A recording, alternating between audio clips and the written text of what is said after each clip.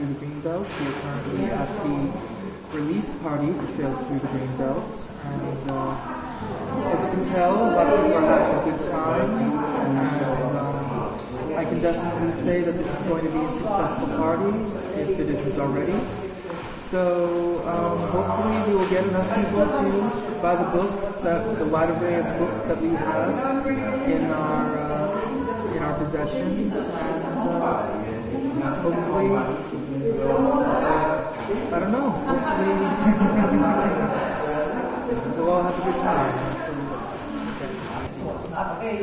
Hi, this is Jen. I am coming to you from the Unitarian Church in Staten Island, to the Trails Through the Greenbelt Anthology Release Party.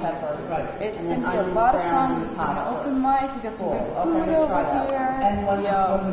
here. You bet you wish you were here. This one is called Follicles and Pores.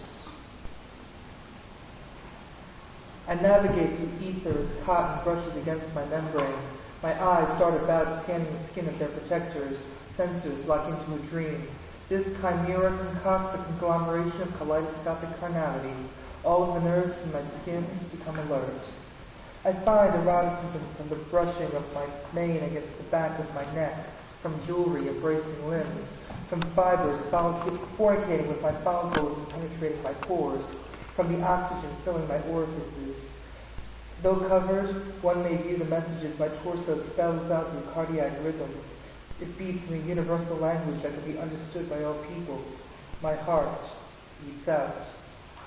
Willkommen, bienvenue, Baruch haba, marhaba, bienvenido, benvenuto, dopo jalova, califolitate, benvindo, welcome, Juanin, Yoposo.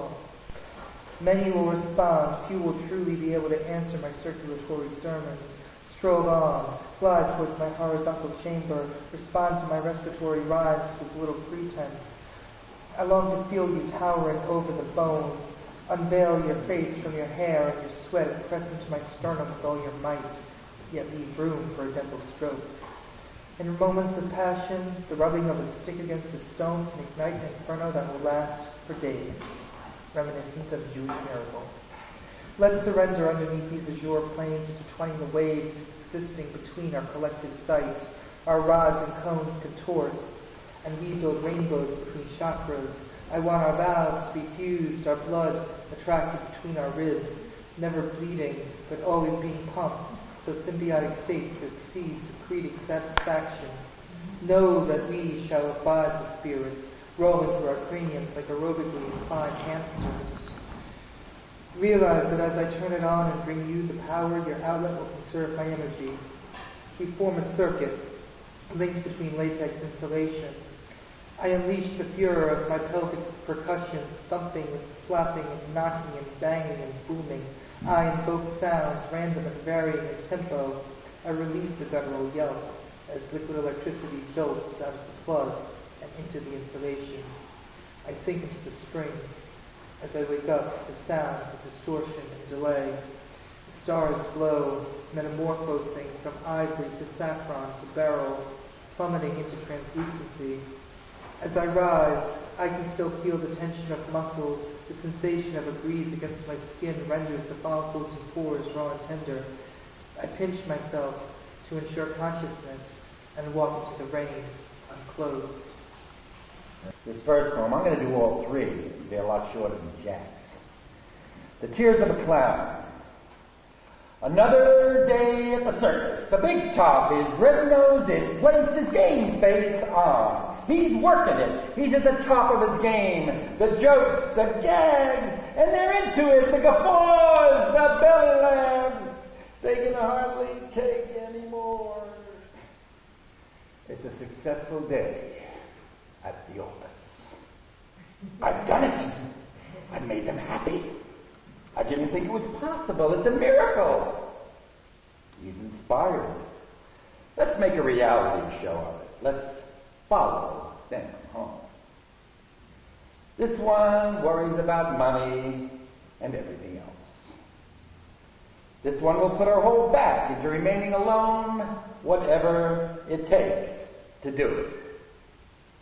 This one will ensure himself a failure, blaming the whole world as if it stopped him from becoming what he wanted to be.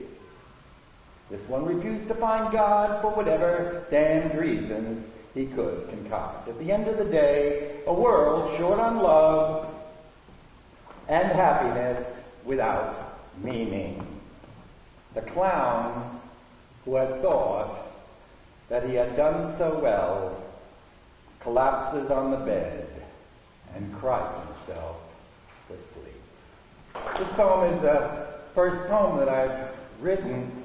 It's gotten a certain amount of fame, and I think I'm a better and better writer all the time, but a lot of people like this first poem better than anything I've written. So I'll read it to you. It's a good poem. We are the mentally ill, God's wild flowers. As seed, we were scattered by the wind to land in strange soil. However beautiful, no.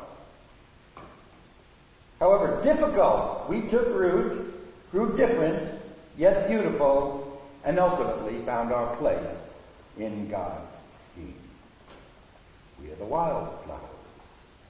Were we ever intended, like wild horses, to be broken and tamed, to end up standing behind some counter on some ward, counting out someone's puny allotment of cigarettes? We are God's wildflowers. We see things others don't see. We hear things others don't hear. We learn things others don't learn. We are God's beautiful, wild flowers. We come to believe after a while that by making us such, by keeping us wild and free, He has given us His most special blessings. This is a poem called I Would Do It Just Right. I don't know how it will go over here in Staten Island, but I have a feeling this isn't a normal Staten Island crowd. I would do it just right. I would get trained in some deep dungeon in the bowels of the Pentagon or a mile under the negative. I would know before leaving the room where to go, how to get there, how to enter, how exactly to plant the bullet in just the right manner into Adolf's skull. The Americans and Israelis would issue this joint statement. We are opposed to war and refuse to participate in such any longer, but Adolf posed an extremely serious threat to the interests of all humanity. We cannot tolerate such things. So we eliminated him today at high noon. We sent in Paul Chitkin, a free Jewish American citizen of the world, to do the dirty work. We do not know what happened to Mr. Chitkin, but we assume his prospects are grim. Paul left the following message. Friends, I am no sooner inclined to stand by while Adolf has his way with us than the next guy.